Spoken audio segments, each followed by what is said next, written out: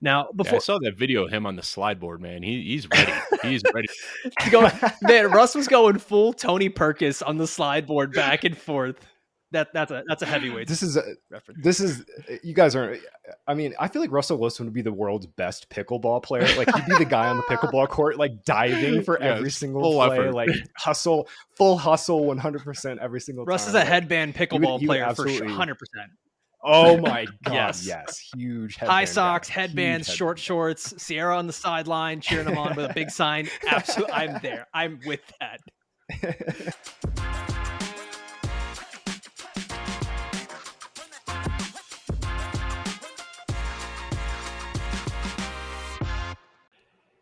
Today we're talking about the shocking fantasy football stats that will blow your mind. You like the dramatic effect, Dave? And we're just going to help you win. We need those real emotional words to really Yeah, pull the viewers in, buzzwords, SEO, shocking, mind-blowing stats. And when we were putting together this topic, I couldn't think of anyone better than to bring on Graham Barfield. He's the co-owner of fantasypoints.com. They've got a brand new Fantasy Points data suite. And Graham, I'm going to let you kick us off here with one of your favorite mind-blowing stats from 2022 for fantasy football.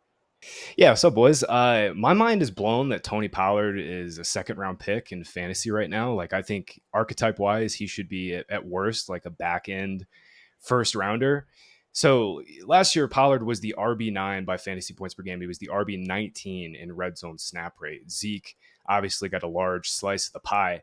But if we were just to give 35% of Zeke's old red zone role to Pollard, that would have been enough to make Pollard the RB5, tied with Saquon Barkley and Nick Chubb. So at worst, I think Pollard's floor is RB10, and I think his ceiling is top 3 at the position this season, just with the red zone stuff alone. So, Graham, we talked about Pollard a little bit last week, and I think I'm like one of the only people that's still standing on an island, a little bit scared to draft Pollard.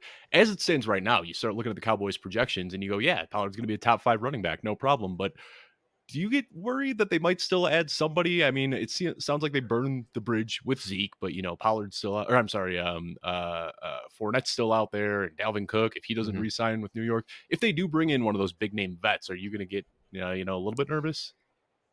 I think they will bring in somebody. They probably will at the end of camp. It'll be really interesting to see camp cutdowns this year, by the way. We're going from 90 to 53 this year. I don't think really not a lot of people have talked about this. It's going to be hectic at the end of August. I have Pollard at like 220 carries. So for me, I think if he gets into that like Eckler range of like 210, 220, you give him a little bump in the passing down, and then obviously a big bump in the red zone. There's a chance Pollard is this year's Eckler. Yeah, when I'm looking at these Cowboys projections, all I can think is I want some Malik Davis because he's going free at the very end of drafts, and there's no way Tony Pollard's taking 100% of the snaps there.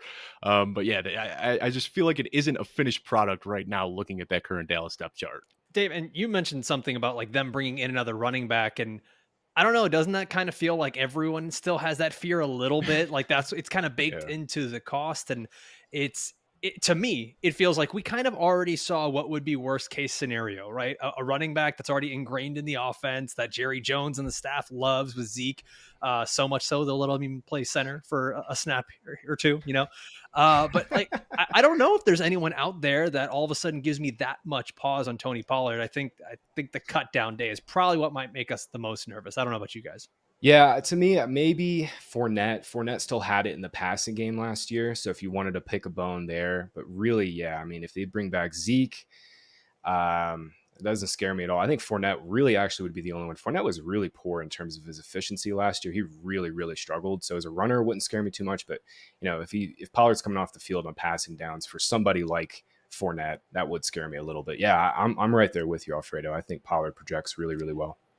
Well, if you've been enjoying this discussion so far, please make sure to like this video, subscribe to the channel. That way you don't miss any of the episodes that we've got going on here during the preseason. We're going to be giving you a couple episodes a week during the preseason. Then when we get into the regular season, we're going 5 times a week, including a live Sunday morning start sit where you're going to, you'll see a little bit of me, a little bit of Dave, and then a few of our other football guys guests and some non-football guys guests. So make sure you are subscribed to the channel, and then drop your questions in the comments. We'll get back to all of you.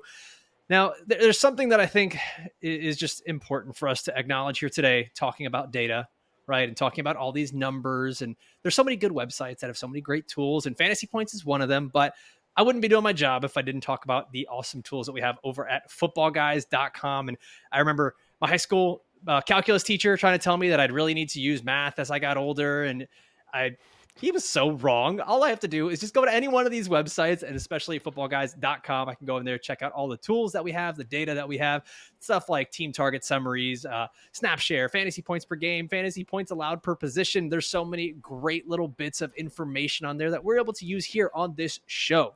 All you have to do is head on over to footballguys.com, get yourself an elite Football Guys subscription, just $5.79 a month. Dave, we're going to hashtag fix the economy by getting people to just put money into fantasy football. Now, Dave, you're up with your shocking, mind-blowing, crazy fantasy football stat from 2022. Yeah, my face-melting, mind-blowing stat from Face-melting. 2022. Jamal Williams had 16 more carries inside the 10-yard line than the next closest player in the NFL last year. And what I really like about this stat is, it's kind of like Schrodinger's stat here. You can kind of make whatever you want of it. Is it a David Montgomery stat? Is it a Jamal Williams stat? Is it a Jahmyr Gibbs stat? Well, how about this? I'm going to say that it is an Amon-Ra St.Brown stat, because he was tackled last year inside the 1 yard line 4 times, and he was tackled inside the 5 yard line 6 times, and all of those touches went to Jamal Williams. So when we look last year at Amon-Ra St. Brown, there's a lot to digest and unpack with his overall season, but he was in the bottom third of touchdown to target rate last year. So I expect him to come back a little bit closer to a league average this season. And if you look at the games where he was fully healthy, which wasn't a lot because he was dealing with that ankle injury, but he scored 19.7 PPR points per games in the games where he was a full go, which was only behind Cooper Kupp, Justin Jefferson, Tyreek Hill, and Devontae Adams. Now, we talk so much about the rushing output that we see from the Detroit Lions, but they were 10th in pass attempts last year. This is a team with a horrible defense that plays indoors, and they have a very quick pace of play. And looking this year at Amon-Ra St. Brown, we've got to hope that, one, he can get an extra yard on those pass attempts and actually convert them into touchdowns. But he's seeing such fewer and less target competition than he did last year. We're looking at a rookie running back, a rookie tight end, a suspended and already injured Jameson Williams, a 33-year-old Marvin Jones. And then after that, Brock Wright, Denzel Mims, Josh Reynolds. I am looking at this stat last year. All of these touches that went to Jamal Williams, and everybody is now projecting them to go directly into David Montgomery's hands. I think that what we should be looking at is that Amon-Ra St. Brown regresses closer to a league average in touchdown rate. I've got him as my wide receiver 6 this year in PPR rankings. Nice. Okay. Well, so who you have him ahead of then that maybe would surprise some of the audience members? I think we'll talk about this on our wide receiver show a little bit later in the week, but I actually have him ahead of A.J. Brown. I think they have very similar ceilings, and I actually prefer the floor to Amon-Ra St. Brown, who has seen 9+ targets in 17 of his last 19 games. I've also got him ahead of Devontae Adams. I mean, we're looking right now at, I don't know if you guys saw the report today, how much water we want to put into it or not, but Devontae Adams possibly demanding a trade and trying to get out of Las Vegas. If that happens, I'll bump him up a little bit, but I do not like the match right now with Jimmy Garoppolo. And I've also got him ahead of Stephon Diggs, and that's probably the spiciest of the 3. But that's how I landed with Amon-Ra St. Brown as my wide receiver 6. Yeah, I have PTSD from those 4 touchdowns he didn't score last year. So thank you for that. I kind of forgot about all those. He had the Megatron. Remember that year Megatron got tackled at the 1 like 15 times? Amon-Ra St. Brown was Maybe it's just a Lions receiver thing. Yeah, dude, he is. But I've been calling him Baby Cup, and like statistically, he is Baby Cup. Like he is. I think it's 20 of his last 21 games. He's had 8 or more targets. He's been healthy in something like that. I mean, dude, he's the motor behind this offense, and all the reports out of training camp have been like, okay, we officially can't cover this guy. Like he's been 7-11, always open for the last couple of years, but like, I mean, the camp reports have been glowing on him. I think you're right to think he has untapped ceiling, by the way, because he's going to play more outside. Like he's going to get a bag this next offseason. He wants to play more outside to prove he can do it, and I think they're going to let him do it. Like, and he can win outside. Absolutely. And Matt Harmon talked about it, because if you look at his overall reception perception chart from last year, it looks like he was unable to win deep. But Matt said that he noticed an improvement in that as the season went on. Early in the season, he couldn't win deep at all. And then he started showing that, signs of life, being able to win deep later on in the year. So that's what really unlocked Cooper Kupp from being a super high floor, just reliable machine. And then as soon as he started winning on those 9 routes, then he exploded and started putting up 25+ points a game. So if Amon-Ra St. Brown can take that step forward, sky's the limit. Yeah, I Love it. think the thing I took mostly away from this is the baby cup moniker now for him, which I'm gonna kind of alter a little bit to like sippy cup because that's what the kids use, right? So it doesn't spill. So there we go. We got the That's sippy great. cup for That's a good Amon-Ra one. St. Brown. All That's right, so great. I'm going to cap us off here with another stat just to end the first third of this show right here. And, well, I think Joe Bryant's going to love this one because he's a Russell Wilson guy. In the final 5 weeks of 2022, Russell Wilson and Jerry Jeudy had the second highest fantasy points per game amongst any quarterback and wide receiver duo. And I know that these things get tricky. Like, we don't want to fall too much into what a player did towards the end of the season, but so much of it is you do have to take into consideration is a quarter one, absolute hijinks that were going on in Denver last year with Nathaniel Hackett literally hiring someone to manage the game, which I don't if you're the coach, what were you doing? And that offense just struggled. Russ was struggling to even just, I don't know, assimilate to that team. And Jerry Jeudy had his own health problems throughout the season. But then once he's healthy, once Russ is, I guess kind of cooking. He's microwaving at least a little bit over there in Denver. Russell Wilson, I'm going to read this off to you guys, had a career low touchdown rate of 3.3 last season, which was a major outlier just for his career. Average touchdown rate in his career is 6.2. And this one I thought was really interesting in terms of Jerry Jeudy. Sean Payton has had a top 16 fantasy wide receiver on his roster in 13 of the last 16 seasons that he has been a head coach. Now, obviously, there's a lot of names that are buoying that up, Michael Thomas, Brandon Cooks, Marcus Colston, guys like that. But I don't see a reason as to why Jerry Jeudy can't be just like some of those guys, at least from a talent perspective, a talent standpoint. He's got that. Now, the difference is going to be is how do these balls kind of get, shared around the offense between Cortland Sutton, Greg Dulcich, the running backs. They drafted Marvin Mims. So for me, I'm looking right now, Jerry Jeudy, his ADP, he's a wide receiver 24 in the Football Guys consensus ADP, and Russ is quarterback 18. Dave, to which I saw you just tweeted, there is no downside to drafting Russell Wilson. Do you still feel that way? I do. I think that we're just drafting him at or below his floor right now. If you ask anybody, you poll 100 NFL fans, do you think Russell Wilson is going to be better or worse than he was last year? Everybody is saying that he's going to be better with the improvements to the offensive line, healthy pass catchers, and then, of course, Sean Payton. But for some reason, we're drafting him lower than where he was getting drafted last year. This is a guy who, for 8 straight seasons, was a top 10 quarterback or better. And in 4 of those 8 seasons, he was a top 3 quarterback. I am not going to concede that Russell Wilson forgot how to play football at age 34. Last year was terrible, but I mean, Sean Payton said it himself that it was just a joke with Nathaniel Hackett last year. Might have been a little bit too blunt in his assessment, but I think that he was right. I mean, it was terrible. So I think that things are going to look up for Russ. If you're looking at any of those, back end QB2s that could potentially finish as a top 5 quarterback, I think Russ has the best ability. One other thing I'll say real quickly, we do those team vibe articles over at Football Guys, Alfredo, and we are asked 3 questions. The first one is multiple choice. How are you feeling about the team? Good, neutral, or bad? And then who's a player you're targeting and who is a player you are fading? Typically, we have about 20 people contribute to these articles. And when we did the one on the Broncos, not one person said they were targeting Jerry Jeudy, and not one person said they were fading Jerry Jeudy. For a guy who hasn't really done much historically to be getting drafted as a top 20 wide receiver, and every single person on our staff just kind of shrug and go, that makes sense. I thought that was a pretty interesting takeaway from that article. Well, I mean, I don't know about you guys. At the time, right? I think the way we all looked at it was like, well, he's pretty appropriately priced then. But I mean, the more you sort of dig into it too, is you see a guy at wide receiver who has, I mean, at least it seems like has improved just a little bit every year. It's been a matter of, can he stay healthy? Can he get consistent quarterback play? And I think the assumption here, and Graham, you can speak on this as well, is do we actually see some sort of a bounce back for Russ in this Sean Payton offense? It almost feels like a foregone conclusion. Everyone's like, yeah, it can't be worse than it was last year. Yeah, so just, no data, no stat for this. I know this is a stat show. This is just a broad take about Russ as a player, right? Russ has always been a player that kind of hangs around in the pocket for too long, looks for the big play, and takes a lot of sacks. Mm-hmm. If Payton can just get him to stay on schedule and hit the check down, take what the defense can give you, then this offense is going to absolutely explode this year.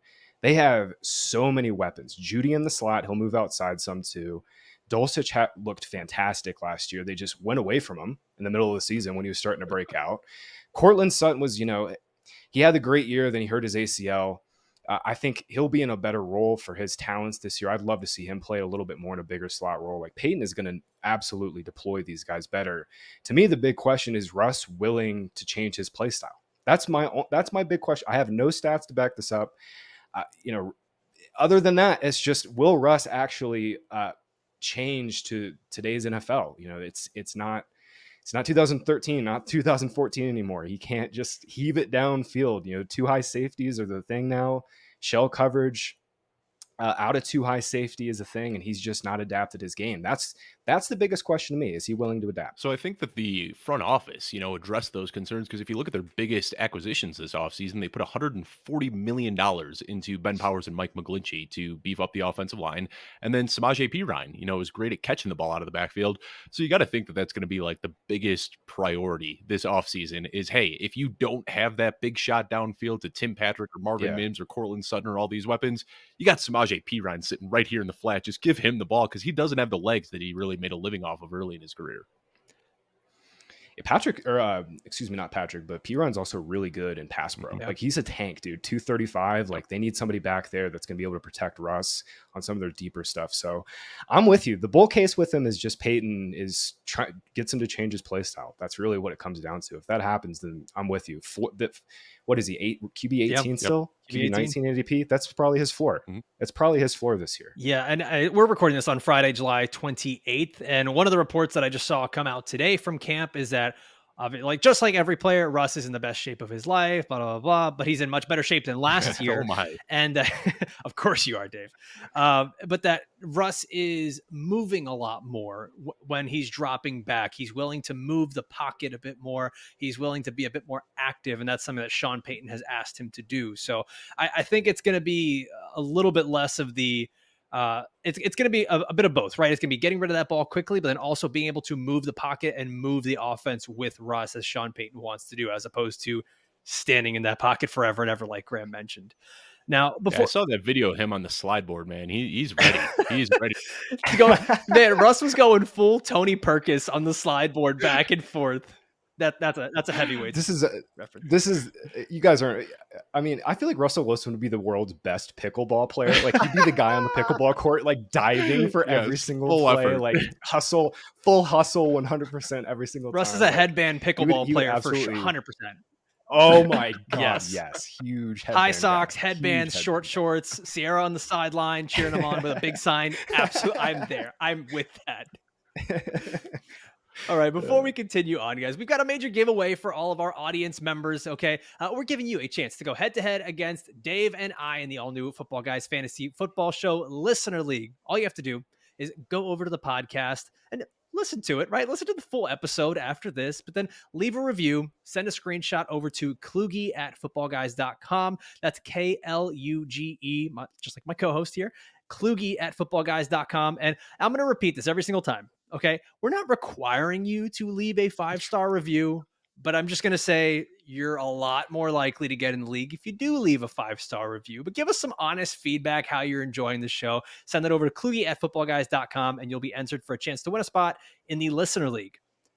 All right, we're moving on to 3 more mind-blowing, earth-shattering, face-melting stats for fantasy football that's going to help our audience members win. And Graham, we're back to you. What is your second stat?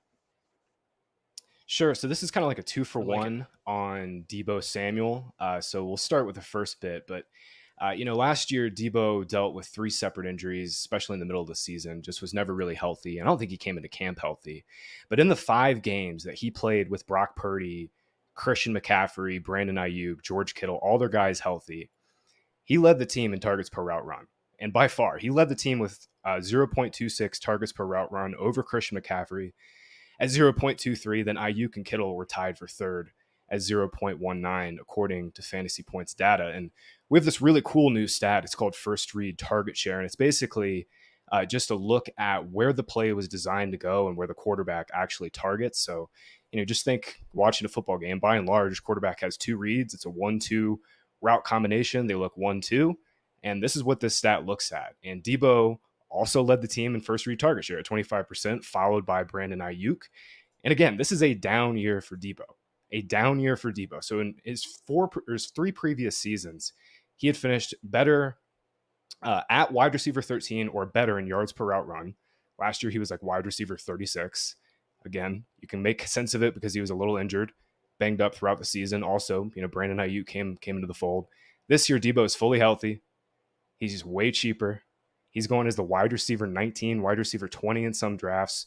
You get him in the 4th round of some PPR leagues.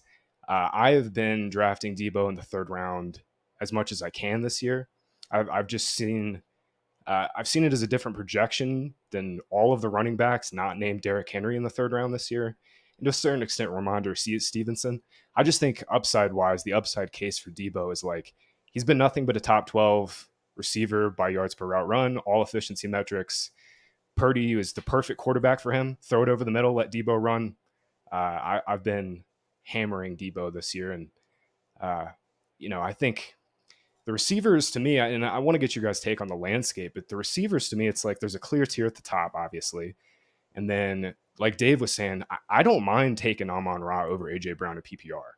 And then to me, after that second tier in that 2nd round, it just kind of gets really flat in the 3rd. And we're just shooting for upside. And to me, Deebo compared to Ridley, compared to Amari Cooper, the highest end range of outcomes for Deebo projects better than all of those guys. And that includes DK Metcalf, who now has to deal with Jackson Smith and Jigba. He's got to deal with Tyler Lockett like always. So to me, Deebo, I think the Ayuk steam makes sense. I mean, he's a hell of a player, and his role is growing in this offense. But Deebo to me is still the clear wide receiver 1. Yeah, I think the one guy in that tier that I do prefer a little bit over Deebo is Keenan Allen, but that's not for really a ceiling projection case. That's more of you're getting a safe floor and exactly. hopefully good ceiling as well. I'm a little bit torn on Deebo because Deebo, like watching him play football, probably my favorite player in the league. I don't know if there's anybody I like watching more than Deebo Samuel. And I was beating the drum for him in 2019 and 2020 and 2021, but I just get a little bit worried with how high we're drafting him right now. Something else and I talk about this all the time is, we talk about age curves. And I know you mentioned Ryan, his first read article, which was fantastic. We talked about that on my show a couple of weeks ago. But something else he talked about was age curves. And I kind of threw a question at him on the show. And I said, should we be looking at Deebo Samuel more on a running back's age curve than a wide receiver's age curve because of his physicality and how he plays the game? And now he's going into that age 27 season, which is when we see running backs start to trend down. And I worry that we see Deebo start to trend down just because of his play style and the way that he puts his body on the line year after year. That's totally fair. And, he even dating back to his time in college at South Carolina, he's always dealt with injuries. But this year, man, he's fully healthy, coming back off all those injuries from last year. It's kind of like how I feel about Stephon Diggs this year. It's like, the Bills are all in, the Niners are all in. If it doesn't happen this year, it's not happening. And the Niners are really close. They're going to have to figure out a way to pay all these guys. Obviously, Bosa's not in camp. So, it's going to be tricky for them. So to me, I think they're going to continue to use Deebo as their wide receiver 1. But the guy who really scares me is, to switch gears, I want to get your thoughts real quick on George Kittle, because that's been the guy that's like the trickiest to project. Yeah. I have like 0% George Kittle. That scares me. I'm not at 0, but it's not too high. Yeah, I think I've got him ranked because what's he getting drafted right now? Tight end 4, I believe, and I've got him ranked as my tight end 6. I've got I prefer Waller straight up over Kittle, and you can get him rounds later. I'm going to talk about Kyle Pitts a little bit later on this show. I've got Pitts ahead of Kittle as well. He's not a guy that I am comfortable pulling the trigger on at his current cost whatsoever. And I think it's funny because even it almost sounds like it doesn't matter what position we're talking about, if it's wide receiver, tight end. Like there's just so many of these weapons in that San Francisco offense, and the way it is meant to run, it almost sounds like we're all just kind of guessing who's going to stay healthy, who's going to get the most touches. Like we all want to assume, right, it's going to be Christian McCaffrey who's going to be getting those running back touches, and we hope that Deebo can stay healthy. But it almost kind of sounds like if they're all healthy and they're all playing, they're all just going to be more annoying for fantasy managers than helpful. I don't know if that's where you kind of sit on this, Graham. Well, also, how are we supposed to do projections when we don't know who the quarterback is going to be? And then the two outcomes for quarterback, Brock Purdy and Trey Lance, couldn't be more different players. Let's assume it's Purdy. Like whoever's starting completely let's assume it's Purdy. The entire offense. I think we know it's Purdy. I think they've told us pretty much it's Purdy. He got this new surgery. He didn't need Tommy John, but it's like a new revolutionary UCL surgery. And only 3 quarterbacks. Ironically, Nick Mullins got it too, but he's back like 2 months ahead of the estimated like return time. That's my whole Deebo take. Is I think it's going to be Purdy. I think he's the perfect quarterback for Deebo. Just like I said, throw it to him over the middle, let him eat against zone, and just let him run. IU can do that too, but man, Deebo, like you were saying, Dave, I mean, he's just special with the ball in his hands. When he's healthy and he's fully go, like he's unbelievable. That play where he stiff armed Jalen Ramsey into the turf last year, I think that was my favorite play. Don't say Jalen Ramsey, Dave. It's too soon right now. Okay, I've just found out about the meniscus. Man. It's too soon. What? So too brutal, soon, man. That timeline went from 6 to 8 weeks to December. Maybe the playoffs really quick. Yeah, it hurt. Thanks, Dave. Thanks for doing that. I was in a good mood. I'm sorry, you just ruined that.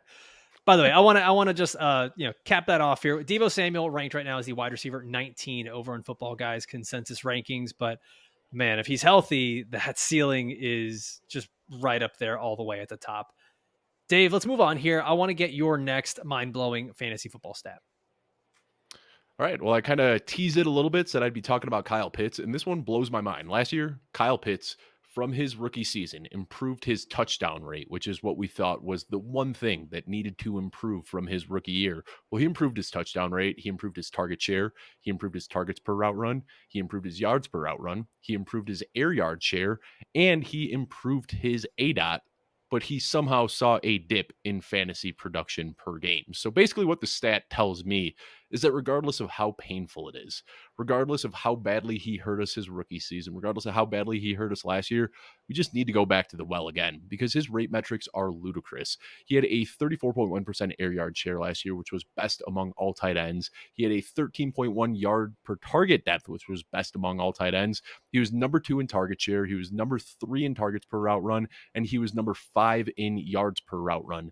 Now, obviously, we know this team isn't going to pass a lot, and they don't have a reliable quarterback here, but we're looking at a guy who is 6'6", 245 pounds, size-adjusted speed score inside the 99th percentile, and he's still just 22 years old, so he's going to get better. I mean, just an elite mix of size, speed, draft capital, college production, rate metrics, it's all there. We know that he's a ticking time bomb just waiting to explode. And there are a few outs where he could pay off at his current ADP. I think the best case scenario is just that Ritter is way better than we expect him to be. We're kind of writing him off for dead being a third round quarterback with 4 starts under his belt, but maybe Ritter is kind of good. The other out is maybe Drake London gets injured. And then all of a sudden Kyle Pitts is the uncontested alpha on the team. Maybe Bijan Robinson can open up the passing game. There are a lot of ways where Pitts can find himself in a fantasy relevant role. And right now, this time of year, we just get buried so deeply in projections that we say they're not going to pass a lot. The volume isn't going to be there. I want nothing to do with Kyle Pitts. But I think this is just one of those situations where you bet on the talent. You bet on the per route run data that we have, and you just go back to the well and draft him again. I'm not saying he should be ranked ahead of where he is. I'm not saying where he should be ranked below where he is. This isn't like a super spicy Kyle Pitts is the tight end one take or anything like that. It's just if he falls into your lap at his current ADP, I think that you have to be okay drafting him this year. Yeah, Dave, you say that this isn't the super spicy Kyle Pitts is the tight end one talk, but I almost feel like you have to have that somewhere in your mind when you're drafting this player, because I mean, regardless of what the ADP is, like you're willing to take a risk on a guy like this because of the athleticism, because he could become that tight end one. Unless why else are you doing it? So I'll say he's the dynasty tight end one. I think he deserves to be the dynasty tight end one because we know like this, a change situation could put him into that discussion. Imagine if for whatever reason the Chargers call up Atlanta and they say, hey, we want to trade for Kyle Pitts. Kyle Pitts lands in Los Angeles. We're immediately putting him in the same tier as Travis Kelce and Mark Andrews, and deservedly so. So for dynasty, I'll go ahead and say he's the tight end one. And for this year, I think that he's appropriately ranked as the tight end 5, but there are a lot of outs where he can easily surpass that value. Graham, where do you seemed to get a little excited earlier when we were talking about Kyle Pitts. So I feel like you're just itching to talk about some Kyle Pitts data right here. Oh man. Yeah. Kyle Pitts this year in the 6th round, 7th round is that's what dreams are made of. That's sexy. That's what dreams are made of this year. And Dave, I'm with you on Kittle. So just think of it this way. Like, does Kittle have the chance to lead his team in targets? I think he does, but it's a lot it's going to be a lot tougher. It's going to be a lot harder uphill battle for him compared to Pitts. Kyle Pitts already led his team in targets last year by any metric. You rattled them all off. I watched all of Ritter's throws at the end of last year. He really struggled in the first game he started. The second game and the third and fourth game, I felt like he gained a little bit of confidence. Really, the only thing the Falcons did last year in those 4 games was like hit on time scheduled throws to London over the middle, and that worked. If he can do that to Pitts and London, just drive the bus a little bit, keep the chains moving. Ritter, I won't say he was better than Mariota. The one thing that Ritter did, he was better than Mariota. I mean, by off-target throw rate, Ritter was worse. Yeah. His accuracy was worse. We're dealing with smaller samples, though. Mariota had 300 passes compared to Ritter's like 111 or something. So it's much smaller sample size. The other thing is, he didn't have Kyle Pitts, who's a Greek god on the NFL football field. But yeah, man, Pitts was fantastic last year. Watching him, he was unbelievable. He had the by XFP, that's Scott Barrett's expected fantasy points, which you can find here at Fantasy Points Data in our data suite. Pitts was the tight end 4. He was the tight end 4 by expected fantasy points last year. He just got massively unlucky in terms of, one, his quarterback play. Mariota was really bad. And number 2, the Atlanta Falcons were like a 1980s football team in terms of their passing volume. The one note I'll leave you guys with on Pitts is in those 4 games that Ritter started, they threw more. And they threw more on early downs. So on early downs, Mariota starts, the Falcons were at 57% pass, 59% pass. With Ritter, that dipped down to 52%, which would have been still like top 4. But that's what I about expect, 50-50 early down pass to run ratio. It's just, we can't get back into the 60s. When they're at 59, 60% early down, run, that's no good. So we just need like literally 6 to 10 more passes per game for this offense for Pitts and London to both be viable. That's it. If we can get that from Arthur Smith, then we'll be very happy. And I'll say this, the data and obviously everything that we see from this player, from Kyle Pitts, suggests that he can be very, very good. I think the one last factor that we have to consider, and that maybe the 3 of us are not well enough equipped to handle, is the medical side of it, right? And the fact that been hearing it's a little weird that considering the surgery that he had, that he's still wearing such a big bulky brace in camp. He seems to be moving around just fine, but there are some concerns that he's still wearing that brace. So that is something just to kind of monitor as he goes on through camp. I'm going to cap us off here. I'm not a doctor, but my mantra year after year after year is just bet on modern medicine, and it usually treats me pretty well. I am always buying the injured players in drafts. Anytime somebody gets hurt and their ADP dips a little bit, I just draft more of them, and it seems to treat me pretty well. We are making advancements in modern medicine at a rapid rate, and that is my not a doctor approved message. Yeah, Dave Kluge, hashtag not a doctor. So I'm going to finish this off here with our 6th stat of the show, and it is that last season, Michael Pittman only had 1 less reception than Devontae Adams, who finished as the wide receiver 5 in points per game. However, Pittman finished as the wide receiver 24 with 119 less fantasy points overall.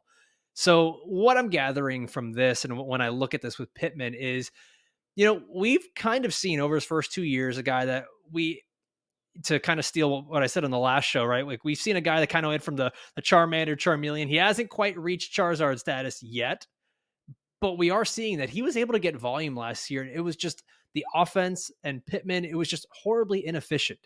And last year he was able to set career highs in snaps, targets, receptions. It just didn't look good. Now you bring in a rookie quarterback and a likely very run heavy scheme. That has me really worried about not just Michael Pittman, but basically any pass catcher on the Indianapolis Colts. And I know that you can get a lot of them at a really good discount. I really like rookie Josh Downs. There's some good potential there with Alec Pierce. Jelani Woods is a freak of an athlete at tight end. But I don't know, guys. I don't know if any of you sell me on why I should be drafting Michael Pittman as the wide receiver 29 in the 6th round of my fantasy drafts? I've been kind of off of him too. JJ Zacharyson, he has talked about this study every single offseason that rookies struggle to support fantasy relevant wide receivers. And I think Michael Pittman is going to be great for Anthony Richardson's development in the passing game because he's a big target. He runs low A dots. He catches just about everything that comes his way, but he has almost no after the catch abilities. He's just a catch and fall receiver that only runs about 6-7 yards downfield before he comes back to the ball. So, I don't know how you feel, Graham, when it comes to Michael Pittman, but that has been a tough guide to click the draft button on for me this year. Yeah, the vertical game just completely collapsed last year from the Colts passing offense. Ryan was still pretty accurate from like a short and intermediate perspective, but he had no zip. So Pittman's A dot fell, like collapsed basically. He was at like, 8.5, 9-yard A dot. Previous seasons, it went down to like 7 last year. He was targeted on a go route like twice. I mean, it was unbelievable. So, I think some of it was usage. My biggest concern for the Colts, and, Alfredo, I think this is really your main point, is just, man, it's just the volume. Like last year, Colts were, I think, 7th or 8th in pass plays per game, 41, 42 pass plays per game. That is not going to come close this year to repeating. I think they're going to be a bottom 5, bottom 10 team at best in pass rate. So, yeah, I think Pittman to me kind of stands out as like a small hit, big miss type of player at ADP. And, if I want a small hit, type of player, I'll take Jacoby Myers, Right. In round 10 or 11 compared to Michael Pittman in round 6. So I'm with you on that from an upside angle. And I think that's it. I mean, like, what's the upside for Michael Pittman? Like, if everything falls into place, you're Wide maybe receiver getting 24, like middling maybe? wide receiver 2. What he Yeah, did, exactly. what he did Yeah, that's last like year. the best case scenario. Yeah, there's almost no ceiling there. Yeah, so I think we can all agree we are avoiding Mike. Is there any Colts receiver, any Colts skill player outside of maybe Jonathan Taylor that you're actually going to be targeting? Yeah, Alec Pierce, love him in best ball. He's been one of my most drafted receivers, kind of in that pocket, especially in Anthony Richardson teams. He's a vertical. You're talking about Pittman's skill, but Pierce is the opposite. He's a vertical, go up and get it X receiver. I think he meshes better with Richardson's skill set than Pittman. And Pierce goes in the 140s and 150s of best ball leagues. This is not a season long take. You're not going to be taking Alec Pierce in your home league, but in best ball, yeah, definitely like some Alec Pierce. Yeah, I think one of my favorite comps that I heard, it was Matt Harmon a few months ago, Alfredo, if you remember. He said, everybody's getting so excited about George Pickens. And then you look at Alec Pierce. Alec Pierce basically had the same exact season, but he's getting drafted like 8 rounds later, and he's got a quarterback that is such a good comp. Yeah. It's the meme of like, you want to get George Pickens, but mom says we got George Pickens at home, and it's just Alec Pierce. Like that's exactly what it was. That's great. Well, I want to thank you so much, Graham, for joining us here today. This has been the most shocking, face-melting, crazy fantasy football stats with our special guest, Graham Barfield, and of course, my co-host, as always, Dave Kluge. We're going to have more bonus content over on the audio version of this show. If you want to get the full episode, just click the link in the description down below. Thank you for watching.